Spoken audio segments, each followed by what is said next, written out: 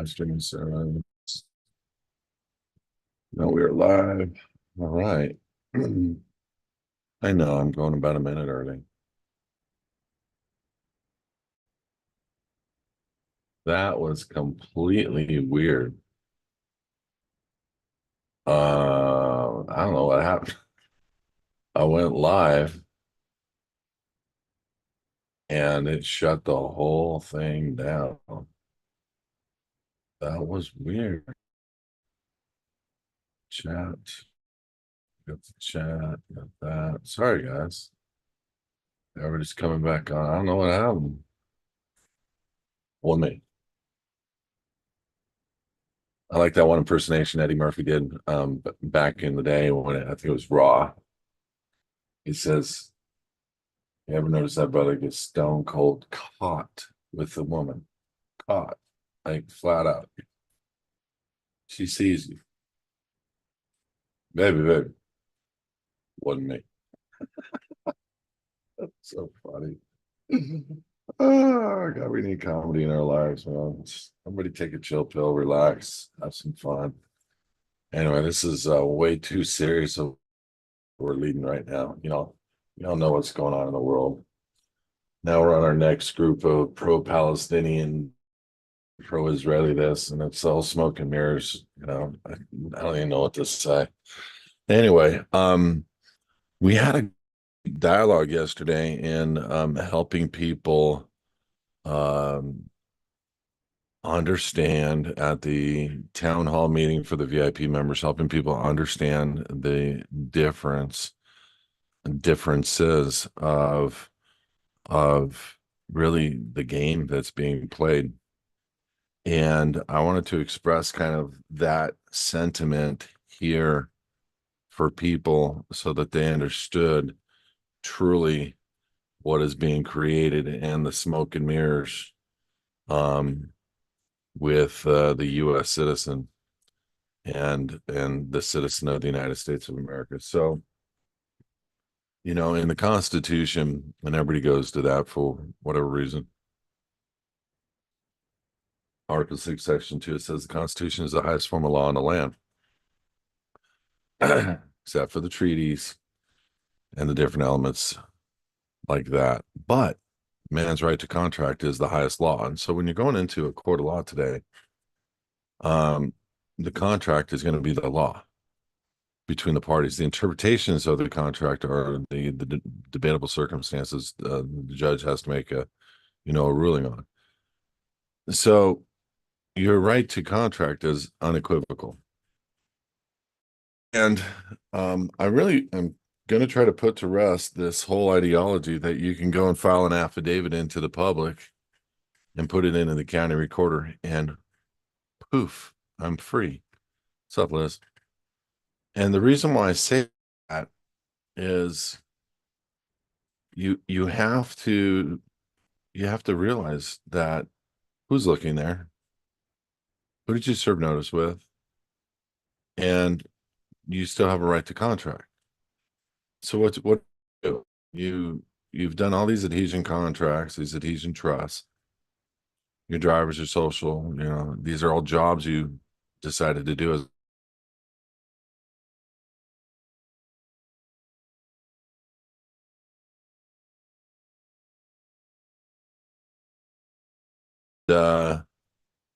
John, give me a bit. I'll get to your question. And if you guys have any questions, post them in the Q&A down on the bottom.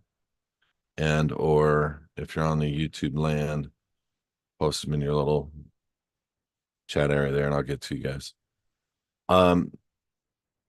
So you have this unequivocal God-given unalienable right, being an American, being born, or just being a man or woman. It doesn't mean an American. Everybody has this.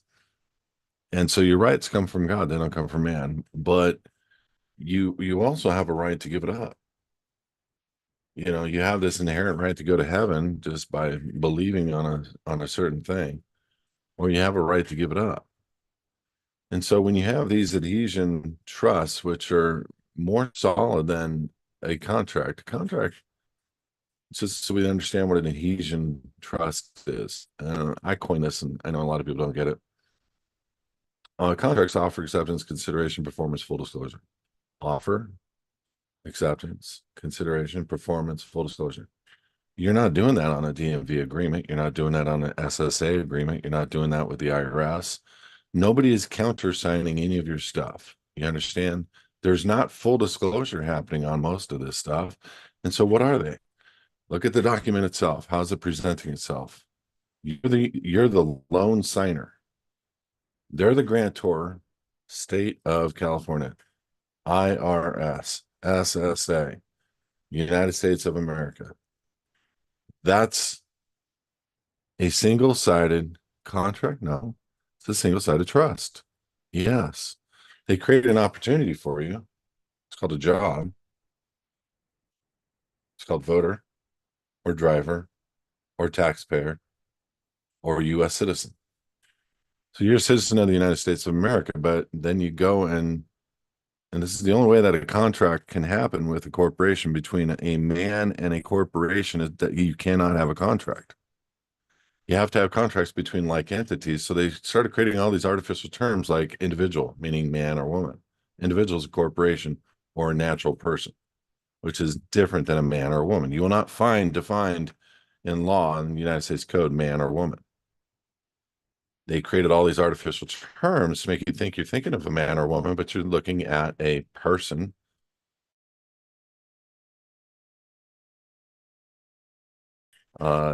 Case site definitions and interpretations and dealing with the word person. So if you can't contract with a corporation, and the United States is a federal corporation, Title 28, subsection 3002, how are you contracting? Well, the corporation has created a thing based on your mom giving you up called the birth certificate. That's theirs. Yours was the live born record. You sent it off to the state, you abandon it, and the state picked it up and created a birth certificate, put it in the public. No father came and collected on it. Hence, it belongs to the state. The product of the union, the marriage license, belongs to the state. That's a Supreme Court ruling. The product of a union belongs to the state. So why are we going to the state to get permission to be married? Because that's what our pastors tell us to.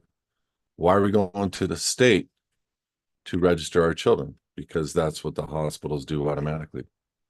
Why are we going to the state to register a motor vehicle? Because they take the title by sleight of hand, the MSO, the MCO, and they issue a certificate of title to which you've given up to the state, issue a certificate of title, and you register the vehicle. Now you're the proud renter of a motor vehicle that they own the true title on. I'm only saying this stuff because in every element of the fraud that has been perpetrated against the people of this world, it's not just legitimate, but it's extremely upsetting, especially when it comes to children, especially when it comes to these randomized Supreme Court rulings that talk about the fact that the product of the union, meaning the marriage license, belongs to the state. And so we're trying to break apart and get a clear ideology understanding of what is the man, what is the straw man, what is the man, what is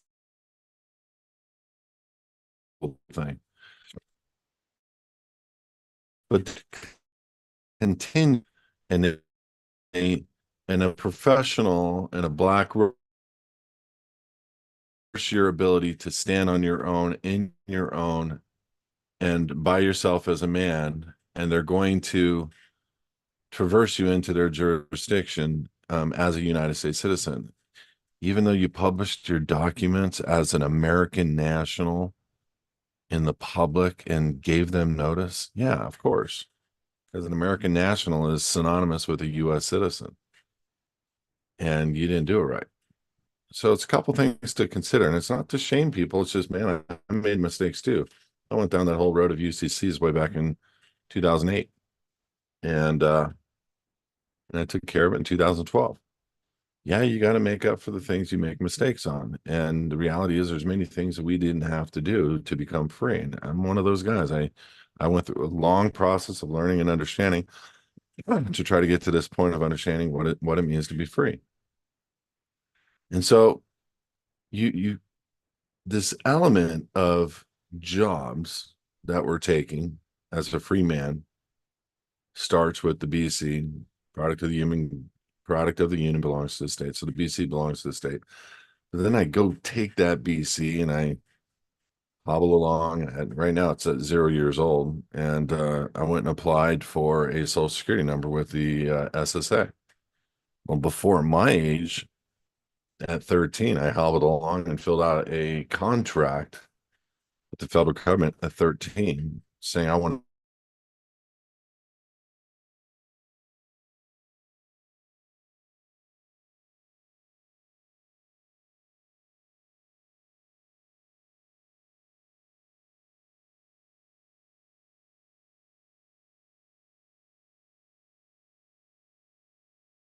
you getting an employment ID number.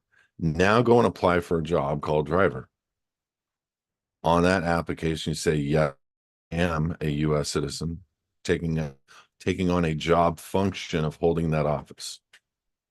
Unknowingly, not even knowing what U.S. citizen is, but you have to agree to being one and holding that office in order to get another job called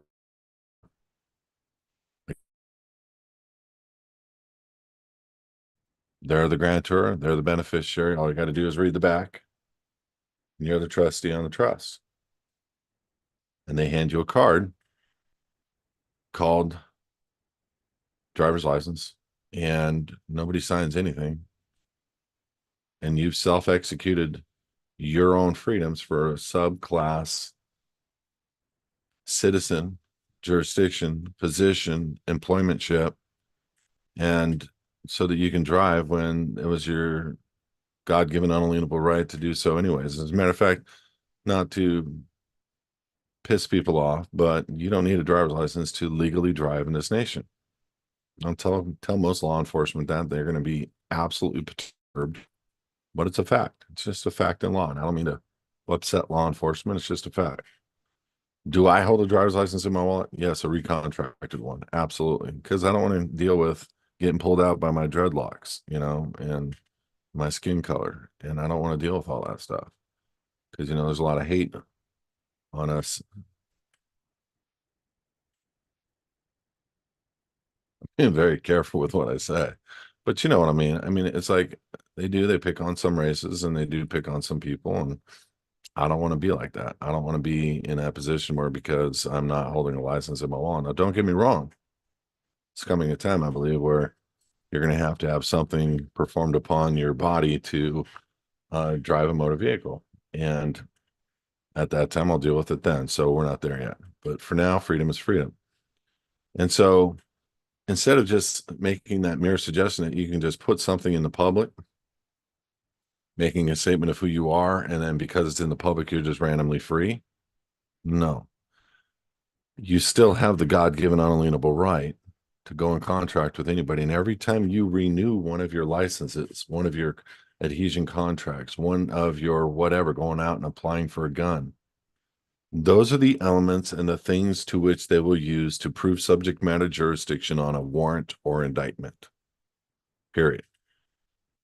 Those are the things that will prove you are not free. And none of this is fun. None of this is easy. But I'm just telling you, if you want to learn what the living in the private program was developed upon and for, all you got to do is reverse engineer the warrants and the indictments and look at what we do in the living in the private program, and you'd be like, oh, snap. That takes care of that.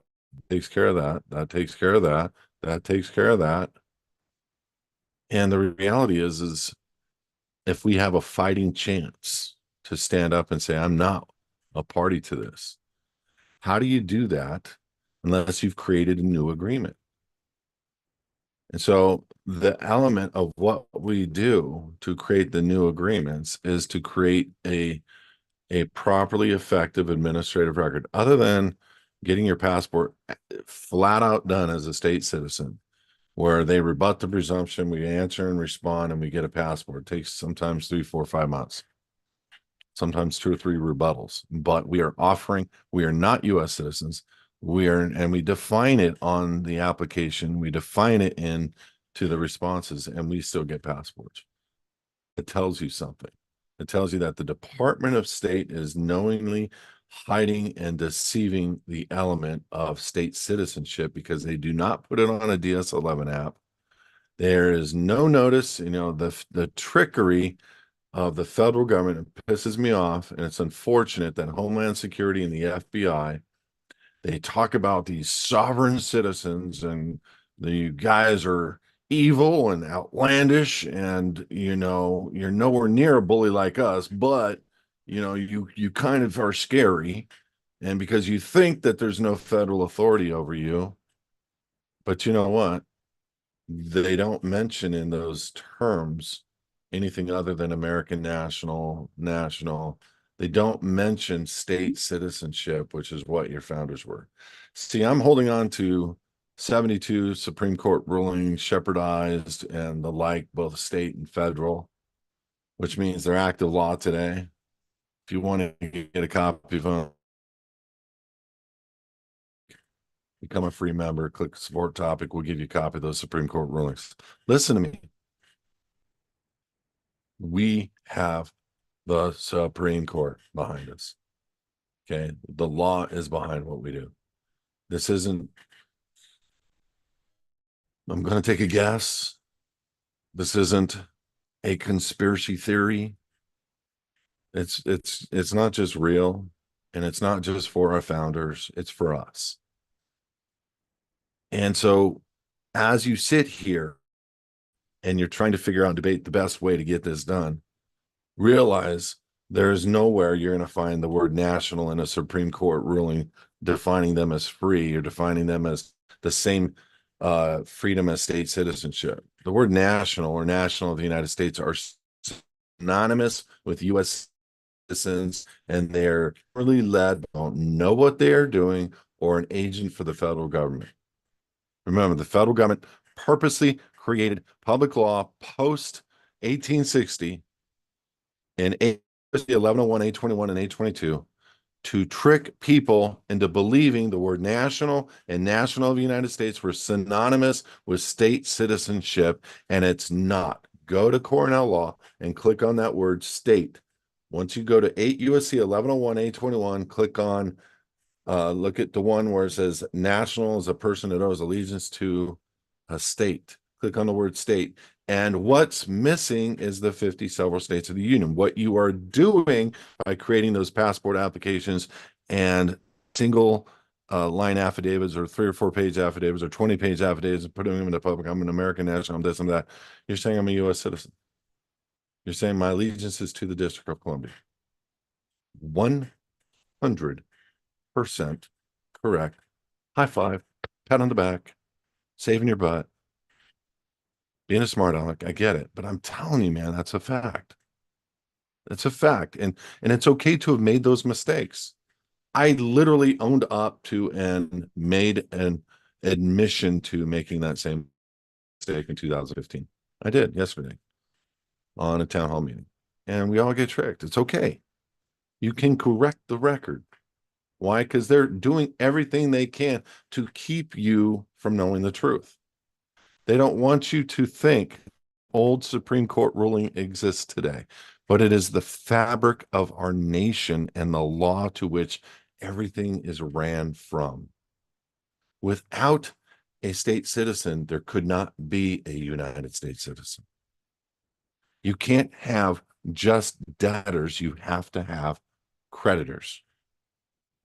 You have to have both sides of the party. I'm not going to get into that element with you. So when you're looking at getting all these job positions, that is the form and effect a man or a woman can work with a corporation, because they're holding an office, not directly contracting. They're just creating self-executing. Yes, I would love this job. of the taxpayer. I'd love this job of the voter. I would love this job of DMV. I need my picture on something that says I'm over 21 so I can get into a bar. That's facts. We failed. We got the sleight of hand. Every one of us did. And so it's not to be ashamed of, but it's something that has to be completely corrected. You can't correct a part of a record. You have to correct all of your records, all of the things that to which you said, I am not private, I'm public. All those job positions, you got to quit them all. Or what we do is we quit the form and function of trustee for all of them. And we hang on to that and the drivers as beneficial interest and hold the license for the registered organization who is the true party contracted to the DMV. I don't want to get into that, but when you read our DMV docs, you're going to drop your jaw when you understand all of the tech terms and understand what actually is happening. It's pretty simple. It's not simple, but it's simple to come out. And you just got to follow the instructions on our docs, get them done, put them behind, create the court of record, put them behind an active state and serve notice. And you know what? Freedom. You got to fight for it. You got to fight for it. There's coming days where we're going to have to look at each other and say, are we truly free? Are we truly fighting for it? And so I just want to leave you guys with that. Hopefully that helps a little bit in getting you guys and your minds wrapped around what it is we do. So let's start with the first question and answer. Chat is disabled. Thank you. Beautiful thing. It wasn't earlier. Chat is now open, but keep your questions on this side. Thank you, Greg. Appreciate that. Thank you, John. Appreciate that. When applying for Social Security benefits, I have the option to apply online where I have to agree to an electronic signature, apply in person with a physical paperwork signature. I assume you recommend a physical signature. So can I sign that non-assumption? You can sign it any way that you want. The reality is we give you, when you're ready to do that, the contract that you will probably want to use. And we teach you how to put that as a direct deposit into your account. So just use your ticket and we'll help you there. Thanks, Belinda. Second question. Hi, Kelby. On no social non-citizen response document that you sent me, it says affix a full and complete copy of DS-11 original.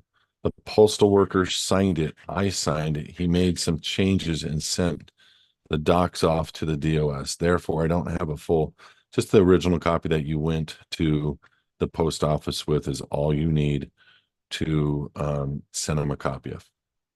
You don't need the signed countersigned by the postal worker document. You just need the one that we gave you. Next question. I have heard you touch on somewhat in a video. Do we have to own our home free and clear of a mortgage in order to pull it into the private? You do not have to own your home free and clear to put a proper deed and vest the house properly in the private.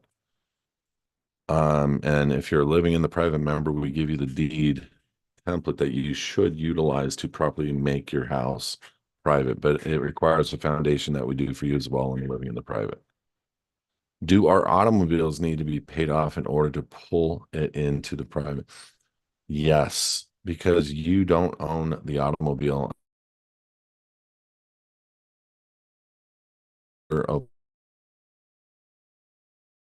to a foundation name or into the private. We have sent the FOIA request. Next question. We have sent the FOIA request for the oath of office for the SSA IRS SOS. How long should we wait for response and or before we send out the notice of the active state? So we do, Tyler, great question. We do, there are some oaths that we hold, and it's not an absolute requirement to send the oath with it's like an addition, but it's not a requirement for the oath for the Secretary of State to do the active state.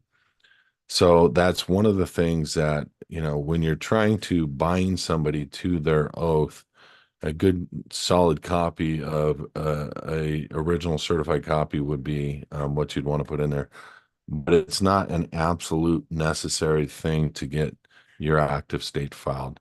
And these guys are playing major games on their oath of offices. Um, and I know we had the IRS, SSA, and Department of State, but not the SOS on a local state of where you're trying to file. Um, so we can check in to see what we have in the back office, but at the bottom line, you go right now on your active state and just go for it and just remove that comment within the active states. My intention establishing for establishing a foundation is asset protection, especially from the government, has been rejected by two banks, but both those banks have copies of my documents with my social on them. Compromised, you're getting rejected.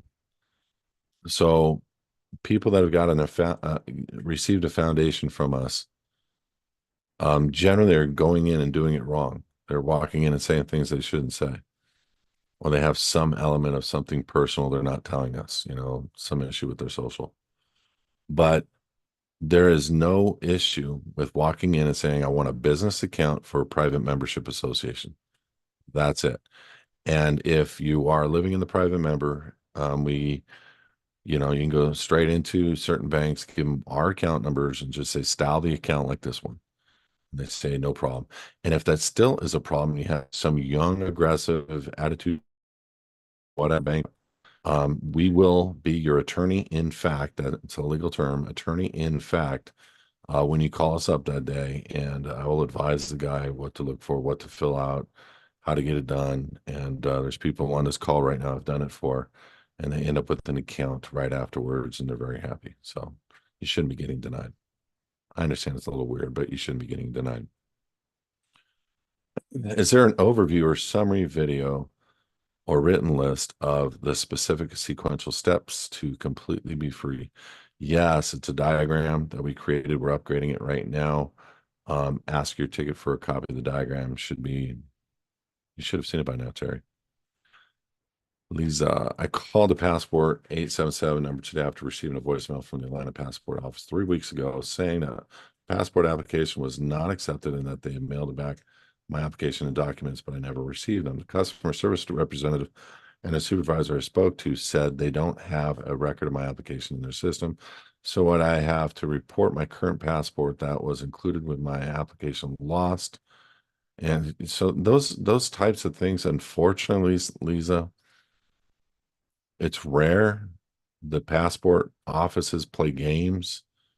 Um, Hopefully they did mail you back your money order with the application. If it were me, I would reprint the docs, put a fresh date on it, get a fresh money order, go to the post office and reapply. And that's all you can do.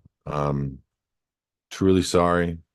Wherever hanging out, I'll buy you some sushi and call it a day. But for the lost money on the application of the original, even though it's not my fault. But the bottom line, this happened, and we and get it into the system. It's not what you just described. I've maybe heard of once before in 12 years. So my apologies. Next question: will you answer the question that many people ask? Why does the passport for people who've gone through the living in a private program say the United States of America as nationality rather than California or a state citizen? I've answered that question before, but I'll answer it again. Even though that you request something doesn't mean they will give it to you, but you have to understand it's not the passport that grants jurisdiction. In every single lawsuit and every single criminal indictment, when you challenge subject matter jurisdiction, what they do is not look at the passport, not look at the driver's license. They go to the applications to prove subject matter jurisdiction. So they're going to call up the DS-11. They're going to call up your personal bank account. They're going to call up those things to which you said, I am a US citizen or did not. It is not the passport that matters. I would love a passport that said California state citizen, but it wouldn't make sense to the rest of the world. The United States of America makes sense to the rest of the world. And the United States of America implies California state citizen. Think about that. The unfortunate nature is the United States is different than the United States of America. And both have multiple definitions and multiple, answers. But I wouldn't worry about the fact that it says United States of America because that complements state citizenship all day long. It's the application that you need to worry about. That's why when you're done getting a passport, we order certified copies of your passport application. Now you have offer, which is the application, acceptance, which is the passport, and evidence. Anything with the federal government issuing certified copies of, that's evidence in any court of law. Hope that helps. Greetings. Biblically, the man is the head of his wife. Oh, here we go. The wife submits to their husbands. Yeah, keep going, brother. Love it. Authority as the man submits to Christ. Oh, gotta be gentle. Remember Ephesians 5:26. Once I legally step out of Babylon, the US, and become free, what will my relationship be with my wife? Hopefully good. What is my relationship with her currently? Well, do you want to get her on the phone and I'll ask her? Does my authority as her husband nullify all her contracts she made with the United States before we married? No. Thank you, Kelby. Brandon. Brandon, you are a deep thinker, my brother. Yeah, unfortunately, when a woman is at an age of majority or maturity, 18 legal, and they make their own contracts, even though you might be ahead spiritually over her, the government is her actual daddy and her actual husband and has full authority over her. And that's one of the things Christians don't understand today is if they wanted to come and take your wife, they could. And they could base it on any one of those adhesion contracts that she made both before and during the marriage. So I hear you, but there's only so much of a covering that we can do for our spouses legally, lawfully. And that's why we all want to come out and so forth. Hold on.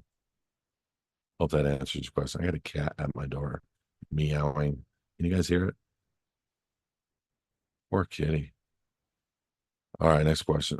I just changed my name with the Social Security office and I also got a new driver's license. I'm about to get a new passport. Okay. There's no question there. Liz, do you have a question? Some documents from HISA, removing from voters, DMV, etc., have my first name beginning with lowercase letter, the middle name and family last, with beginning with uppercase letters. What is the reason for the lowercase letters in this position? Um, Generally speaking, when you are dealing with um, who you are and paperwork to in referencing to a state, and it should be all consistent, but one or two of the contracts are specific that we're outlining us as men and women versus us as the living man or woman, meaning if you're operating in a lowercase of the family of Smith um, with a seal, truly you are in the private, and you can. There's many different things, and one of the things I would encourage a lot of people to. Thanks, John.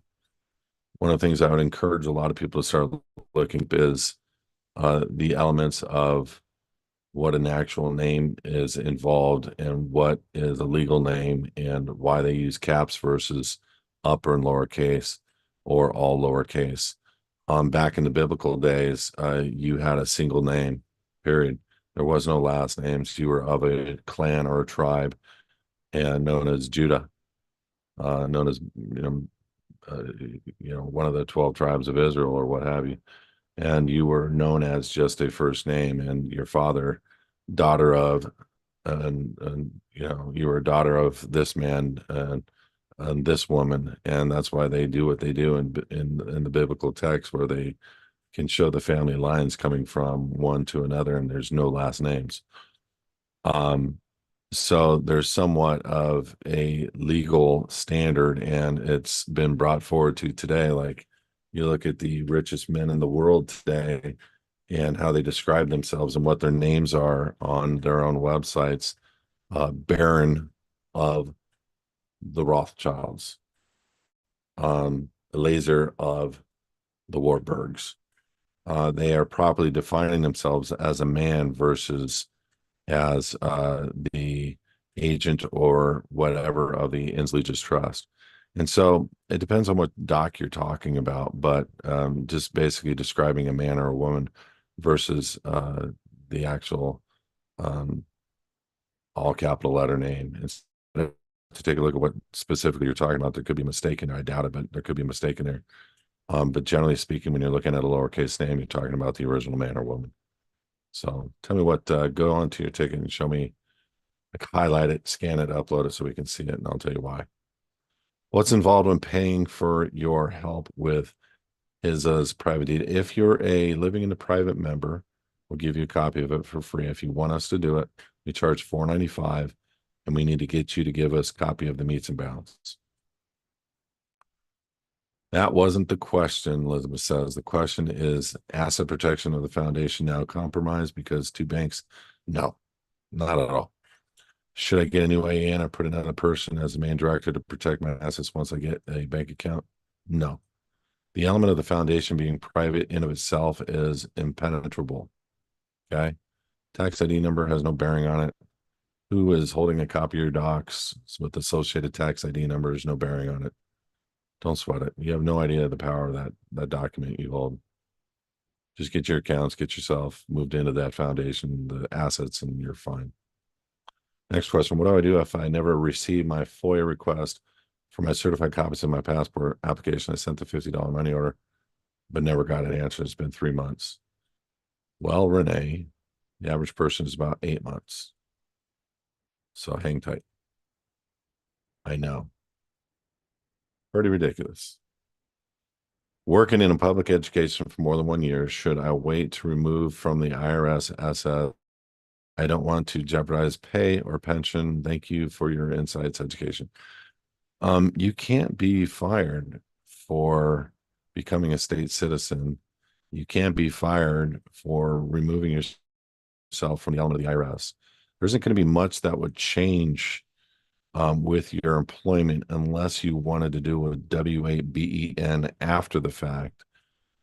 You could be free and still receive a W-2, and there's different elements to that we would need to talk about. But the bottom line is it wouldn't have no bearing on your ability to maintain a job, keep a job on the public side, especially for a public school. So don't worry about that. Next question, John.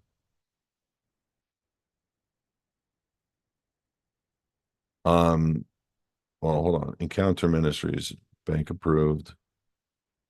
Bank says we need a fictitious business name statement. I told them that the state of California does not require that for a nonprofit, and they approved it. Well, technically, you're not a nonprofit, but okay. Just remember, they don't require it for anything. And it's generally somebody on the low end of the totem pole that doesn't, really know that. But good answer. I'm glad you got that worked out. But you're not a nonprofit. You're tax exempt. Two different things. Nonprofit is designating a jurisdiction under the IRS code. Tax exempt is you're not required to pay. I just recently got a new deed from a transfer to me from my parents' quitclaim. I've been reading it, noticing a mistake of the wrong county. I'm in Suffolk County, New York, and it says Nassau County. And I noticed this while filling out the paperwork for the general warranty deed. How should I handle that? Are we doing the deed for you, John? Because if you're doing it for yourself, just put the correct county on the new deed. If you're trying to do a deed correction, you'd have to physically change the deed. And if you're going to have to physically change the quitclaim deed, you might as well do the new deed with the correct county and everything on the deed. Hope that helps. Could I be doing something to not accepting U.S. citizenship when applying for these? And do I need to go back to do something to revoke it? Well, Elizabeth, you could be going through the living in the private program, and we could be training you on that. But yes, just do a reservation.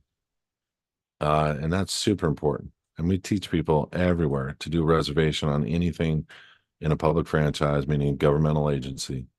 Um, and the reservation for me is going to be one of two things. Like if I see my name in all caps on an application, I'm going to put the word by in front of my name. I'm going to do a signature, and I'm going to write the words underneath in very small font above the line below my signature, non-assumpts at all rights reserved.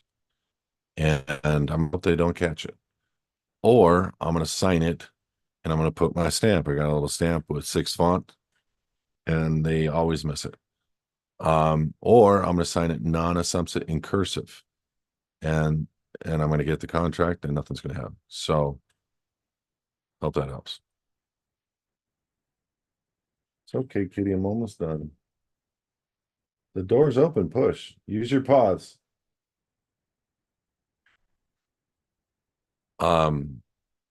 I stopped using my Chase account and closed it. Can that still be used against me for jurisdiction? Do I need to do anything at this time?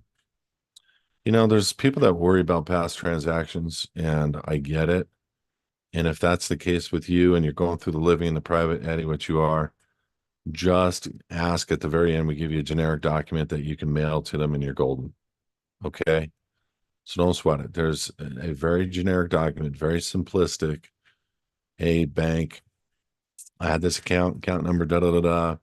Just wanted to let you know I filled out an application with you around about such and such date and time.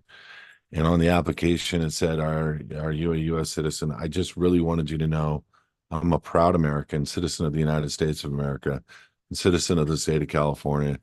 And I just wanted you to know that. Please annex this as a true amended and a fixed copy to my original application. Thank you so much. Have a great day. And if you want to know what kind of patriot I am or feel the way that I do, give me a call.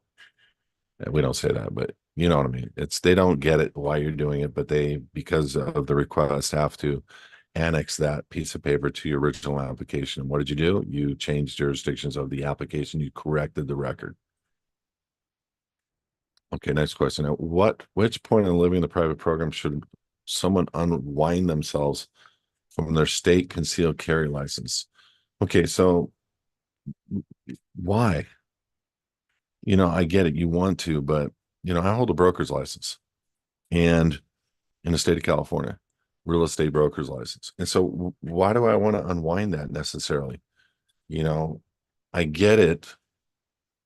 People use these jurisdictional implications like here in California, there's Supreme Court rulings that say in California, I don't need to, have a concealed weapons permit to carry a firearm or a gun. And so for you to have a license and to not worry about the fact of a concealed carry, well, that's an empirical thing. And so I would just hang on to it. I would do a letter to them advising them of the, not necessarily the change on the status and jurisdiction and notice of who you are. I would just simply let them know with the same letter that I told the other preceding question on, and put it with the application. Keep the license for as long as you can. You guys got to remember something. All these things that we're doing are for worst case scenarios. If you do a passport and you deal with the adhesion contracts in general, you're done with the IRS. You're done with, many of the heartaches and headaches of life, and you've become free. All the extra stuff is done for the purposes of getting around being, yes, detained, yes, indicted, yes, warrant search for your home, your cars, the things like that. So we went to the worst case scenarios for a man or a woman, and we created a system called the living in the private for worst case scenarios. Not to state that you're going to go through it. So you can give it up and go completely private as it's your God-given unalienable right, number one, and Supreme Court right, number two. Or you can just keep it and not have to worry about the stress and pressure of carrying it in a town or a city or a county or a state that really thinks you're not allowed to do that without a license. You understand what I'm saying? So if it were me, I'd correct the record and I'd hang on to it until absolutely had to give it up.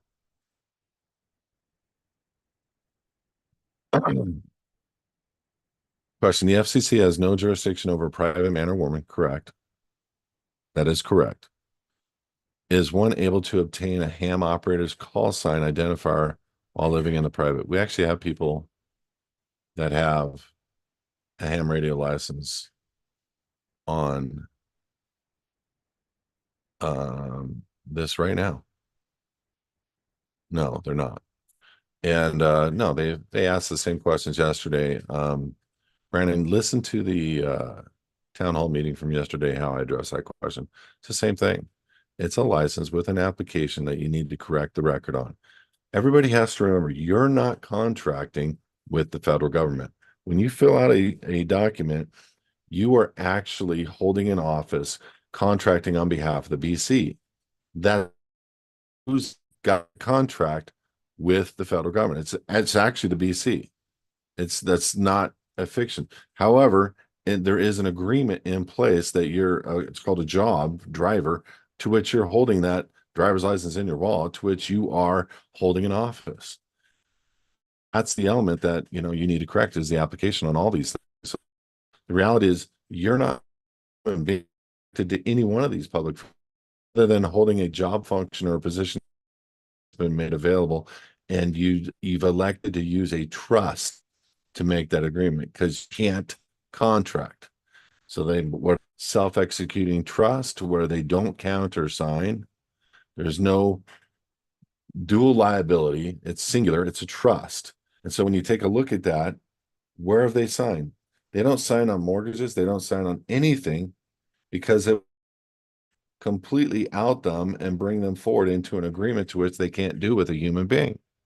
This is the only way that they can do it, is give a job called U.S. citizen and make you want to utilize that job to go get a driver's permit, to go get a social security card, to go get all to present yourself as this person that's a good standing U.S. citizen holding all these particular offices and positions. And if you don't believe that, read the back of all those agreements to which you've elected to have yourself uphold. I agree. I'm not going to drive in California with a 0.08 alcohol limit or higher, or I will do 6 months in jail and up to blah, blah, blah, blah, blah. The state is the beneficiary. They state it right there. They're the offer. They're the grantor. They're the grantee. You're the trustee. That's it. It's a simple adhesion trust. And unfortunately, we fail for a lack of knowledge, and they can't even do business with living men or women. That's why they created an artificial person. That's why they created the BC. That's why they created everything in the world is fiction. Everything. The real title, and they create a fake title of your car, the real title of your child, and they create a fake title. The real title of your home. All done completely, every element of the title, because it's one of the most important things, because they can't own land. Okay.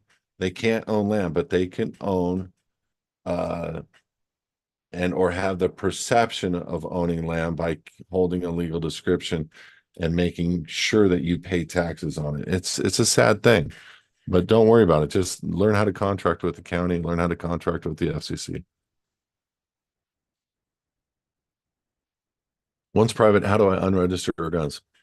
That's a good question. So I know of a lot of guys that will do a notice sale and put them into serve the sale notice to the DOJ, not send them to XYZ Foundation or what have you. And that's it. Once you've placed something into the private or private gun trust, oftentimes many people, and I'm only telling you what people have told me, they will actually privatize the gun theoretically. Unfortunately, you have to consider what you did on your application. You bought a registered firearm. Okay. How do you know that? Glock. What did Glock do? They gave the federal government a series of numbers and create these licenses with gun store owners to make you apply as a person buying one of their guns. Now, that in of itself is fraud in the fact that you didn't know that the state already owned the gun, and you didn't know that you don't need to have a license gun. How do I know that? Because you can buy me one in the private, and you do not need to notice the state or the Fed. Anytime I can go anywhere and go to another man and say, "Hey, can I buy that gun from you?" And he can say, "Sure, how much?" I'll give you 500. Say, "Sure." And we can hand me that gun. I can hand him $500, and that is a lawful transaction. So why all the hoopla with a gun license, a gun store, the state getting the registration numbers and all that? Well, what people do is they'll file down the numbers on their guns. They'll put their own registration numbers on the guns, and they'll sometimes somebody does. One guy will do public notice. One guy will just put the new registration and put the new gun into the private. And what does this? The state doesn't know what gun that is, whose gun it was. It's got a new seal on it. It's got a new serial number on it, and it belongs to a foundation. They have no jurisdiction over it whatsoever. Period. They take guns that are stolen and go find the serial numbers on them and put them into foundations. No, I just had a buddy of mine down the street, Fowler's Guns. I think 50 or 60 guns were stolen from a store. So I don't want to teach anybody any illegal act. But if you have a private gun, you want to bring a private, you could do anything you want to those guns, anything. But for sure, what you want to do is get them out of your name and put them in a private gun trust. We do have those. Next question. I put title of my car into the miles registered the car into the foundation name. DMV used the foundation's EIN number to make the new registration. Should have I left the registration in my name? No, you're fine. I deeply appreciate you and HISA. Bless you and thank you. Terry, thank you. That is very, very much received, and I appreciate you too. Over here. Do I have any docs for the state of California for non-filing my private accounts already? I need to have your private. They are threatening. Can't see, there's like a little heart next to it. I can't roll out of that little emoji. Let me copy it real quick and put it over here. Hold on. Do you have docs for the state of California for non-filing the threatening? I do have private accounts already. When you say private accounts, you mean foundation accounts.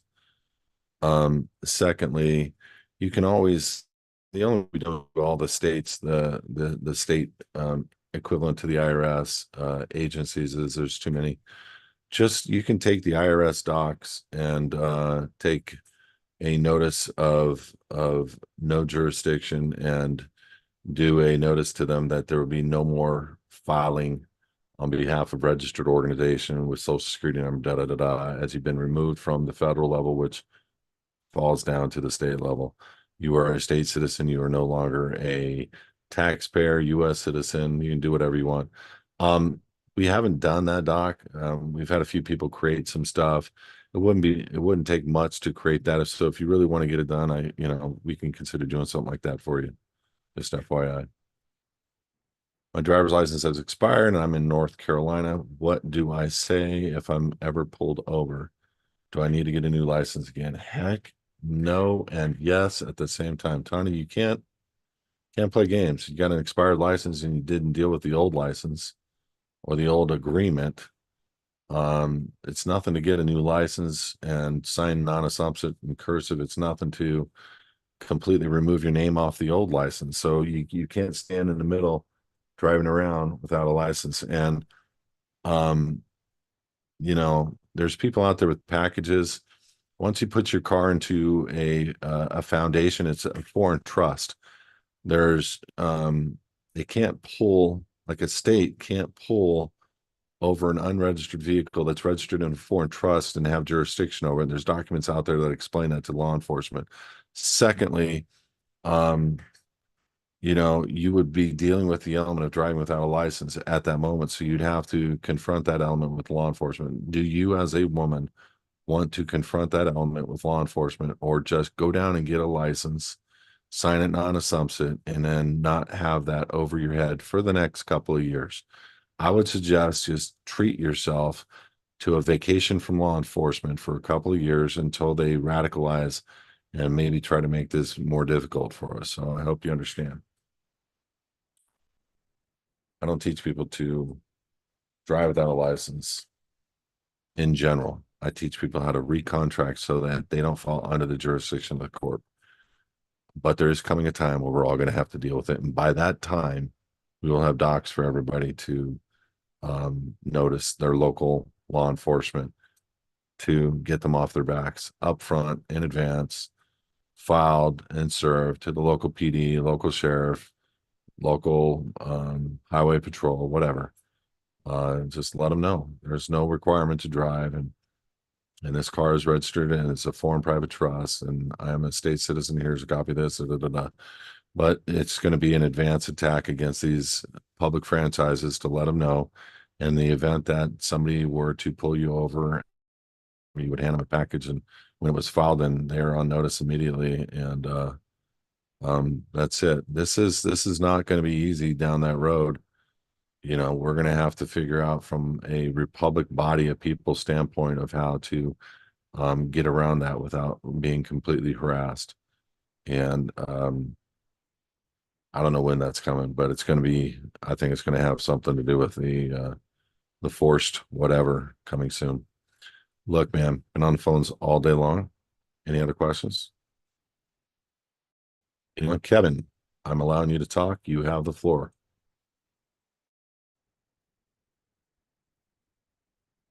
You can unmute yourself. There you go. Hi, Kelby. Kevin, we can't hear you. Okay, let's try again. All right, say that again. Testing. Hello. There you go. Go ahead. If I raise my hand, I have a lot of questions, but I want to be respectful of other people's time. So Kevin, you're cutting in and out pretty bad. Okay. Let me try and move. How about now? Yeah, go ahead. Just I get it. Hold on try to one talk second. again. I had a separate speaker. Can you hear now? Yeah, go ahead. Hello. I'm here. Yeah. Can you hear me?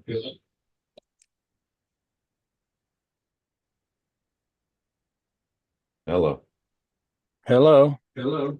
I'm here, Kevin. Oh, sorry for the technical difficulties. It's Zoom. I get it. Can you hear me? Here. All right. Poor guy can't hear. Kevin, I'm gonna mute you out, but you can ask your question by going to HISAdvocates.org. Next question. What are your thoughts on using GSA forms to get somebody out of jail? Liquidate a mortgage or oh. There's other ways to get stuff done. There's something that we're releasing soon and we're testing right now. I'm gonna leave it at that, but we're narking on the lenders and the amount of money that they have made with the IRS and forcing them to have filings done with the IRS that shows they've been paid 30 times and they have taxes due to them. And it forces them to give a reconveyance on those properties. So hang tight. Anyway, guys, I'm tired, man. I'm Feeling pretty good, but I'm exhausted. I literally had to put my head down for 10 minutes right before this call. Woke up last minute. I was surprised I made it. So God bless you guys. Look, if you're looking at doing a living in the private, give us a call. For sure, go to hisadvocates.org and join for free. We'd love you to be a VIP member. And I get it. Everybody has questions. There's so many nuances, so many different things to consider and think about. We've been doing this 14 years and nobody gets hurt. And that's the biggest thing you have to consider. I want to go private, but I want peace. I don't want to have controversy. I don't want to be in court. I don't want to deal with all that. So we've created a system that allows for you to do that. So God bless you guys. Thank you. And you guys enjoy your day. And we'll see you tomorrow night, His Advocates TV, going live 6 p.m.